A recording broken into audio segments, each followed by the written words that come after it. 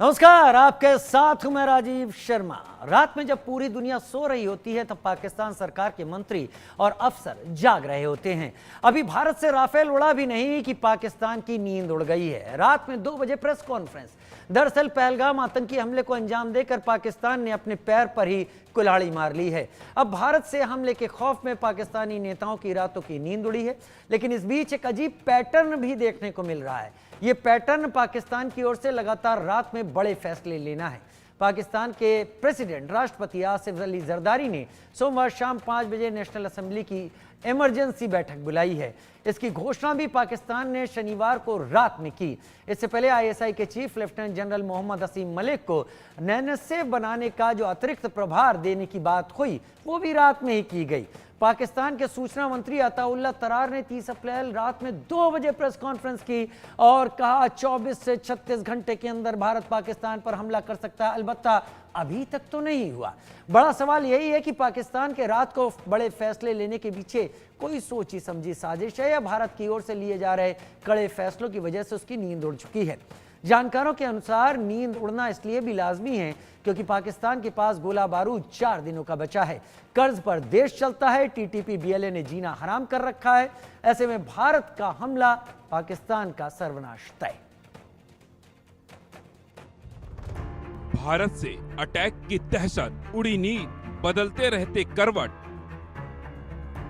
बौखलाहट में बोल रहे आधी रात, थर थर कांप रहे शहबाज। रात में सोती है दुनिया मगर जागता है पाकिस्तान। जम्मू कश्मीर के पहलगाम में आतंकी हमले कराने के बाद पाकिस्तान ने अपने पैर में खुद कुल्हाड़ी मार ली है। अब उसकी रातों की नींद उड़ चुकी है। पाकिस्तान के लिए पल पल बिताना मुश्किल हो गया है। उसे हर वक्त यही डर सताता है कि न जाने भारत कब हमला कर दे। हालत ये है कि पाकिस्तानी नेता सो ही नहीं पा रहे हैं। जब जग रहे हैं तो फैसले भी रात में ही कर रहे हैं। राफेल उड़ा नहीं, नींद उड़ गई। अभी भारत से पाकिस्तान की ओर टारगेट को ध्वस्त करने के लिए राफेल उड़ा भी नहीं है। सुखोई, जगुआर, मिराज ने भी उड़ान नहीं भरी है। लेकिन पाकिस्तानी नेताओं की नींद जरूर उड़ चुकी है। पाकिस्तान में आधी रात में लिए गए फैसले कोई एक नहीं है बल्कि इनकी एक श्रृंखला बनती जा रही है। नंबर 1, पाकिस्तान के राष्ट्रपति आसिफ अली जरदारी ने सोमवार शाम को 5 बजे नेशनल असेंबली की आपात सत्र बुलाई है। लेकिन इसकी घोषणा भी पाकिस्तान ने शनिवार को रात में की। नंबर 2, इससे पहले आईएसआई के चीफ लेफ्टिनेंट जनरल मोहम्मद असीम मलिक को एनएसए यानी राष्ट्रीय सुरक्षा सलाहकार का अतिरिक्त प्रभार सौंपने की घोषणा रात में ही की गई। नंबर 3, इससे पहले पाकिस्तान के सूचना मंत्री अताउल्लाह तरार ने देर रात 2 बजे प्रेस कॉन्फ्रेंस की थी। इस दौरान उन्होंने दावा किया कि उन्हें विश्वसनीय खुफिया जानकारी मिली है जो ये संकेत देती है कि भारत अगले 24 से 36 घंटे में सैन्य हमला कर सकता है। हालांकि ये प्रेस कॉन्फ्रेंस 30 अप्रैल को की गई थी और पाकिस्तानी मंत्री का दावा बेबुनियाद निकला। लेकिन इस आधी रात वाली प्रेस कॉन्फ्रेंस ने पाकिस्तान के खौफ को जरूर दिखा दिया।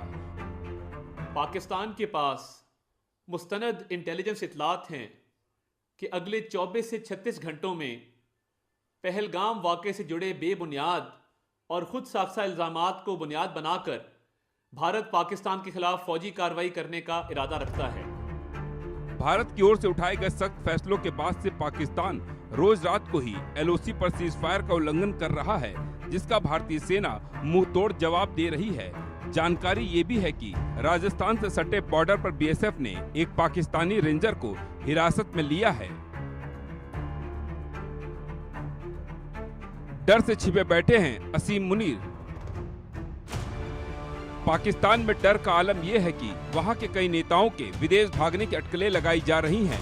सूत्रों से मिली जानकारी के मुताबिक सेना प्रमुख असीम मुनीर भी किसी गुप्त जगह पर बंकर में छिपे बैठे हैं। दरअसल पहलगाम आतंकी हमले की साजिश में असीम मुनीर का नाम सामने आ रहा है। पाकिस्तान के भीतर ही उनके खिलाफ आवाज उठ रही है। हर कोई मुनीर को लताड़ रहा है क्योंकि कहा जा रहा है कि कश्मीर को लेकर उनके ही भड़काऊ बयान के बाद पहलगाम में आतंकी हमला हुआ था। लड़ने का दम नहीं लेकिन गीदड़ भभकी। भारत के हमले के खौफ से पाकिस्तान बौखलाया हुआ नजर आ रहा है, इसलिए उसका अलपल कुछ भी बयान सामने आ रहा है। पाकिस्तान के रक्षा मंत्री ख्वाजा आसिफ ने भारत को ताजा धमकी दी है। उन्होंने कहा कि यदि भारत ने सिंधु जल संधि को स्थगित करने के बाद सिंधु और अन्य नदियों पर कोई बांध या भंडारण सुविधा का निर्माण किया तो पाकिस्तान भारत के खिलाफ सैन्य हमला करेगा।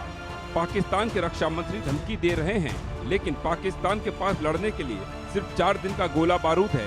पाकिस्तान की तंगहाली दुनिया से छिपी नहीं है। दुनिया का कोई देश उसकी मदद को तैयार नहीं है। ऐसे में पाकिस्तान का डरा मन कह रहा है कि किसी तरह भारत से जंग टल जाए और उसकी इज्जत बच जाए, लेकिन जनता के सामने इज्जत भी बचानी है तो लगे हाथ धमकी देता है। पाकिस्तान सरकार के मंत्री और अधिकारी भारत के हमले के डर से पहले ही मानो बेजान हो चुके हैं, लेकिन सवाल ये है कि जब भारत हमला करेगा तब इनका क्या होगा? क्या इसलिए कोई बंकर में छिप रहा है तो कोई परिवार को विदेश भेज रहा है? Bureau report, India news. लेकिन बात यह है कि रात के 2 बजे 30 अप्रैल पाकिस्तान के इंफॉर्मेशन और ब्रॉडकास्टिंग मिनिस्टर जो हैं अताउल्लाह तरार, सूचना मंत्री, उन्होंने क्या कुछ कहा था एक बार सुन लेते हैं और उसके बाद फिर आगे अपने मेहमानों का तारुफ कराते हैं।